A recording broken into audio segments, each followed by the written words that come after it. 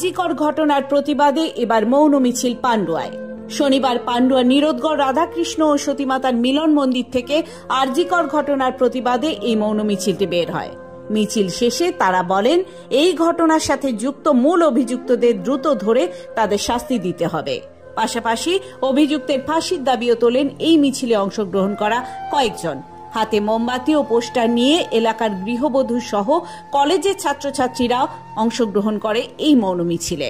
পান্ডুয়া নীরোদগড় থেকে এই মিছিলটি শুরু হয়, যা জয়পুর রোড ধরে জিটি রোড দিয়ে কালনা রোড, তেলিপাড়া সহ মেলাতলা হয়ে পুনরায় নীরোদগড় রাধা গোবিন্দ ও সতীমাতা মন্দিরে ফিরে আসে।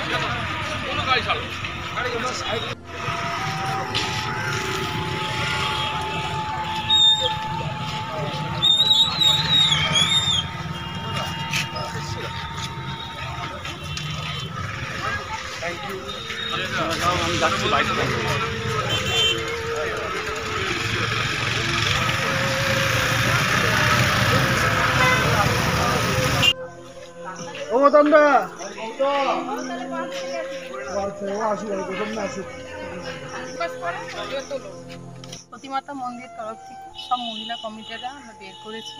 আমরা জাস্টিস চাইছি, যেহেতু নির্ভয়া বিচ্ছিরি জিনিসটা হয়েছে, সেটা আমরা কেউ মেনে নিতে পারছি না।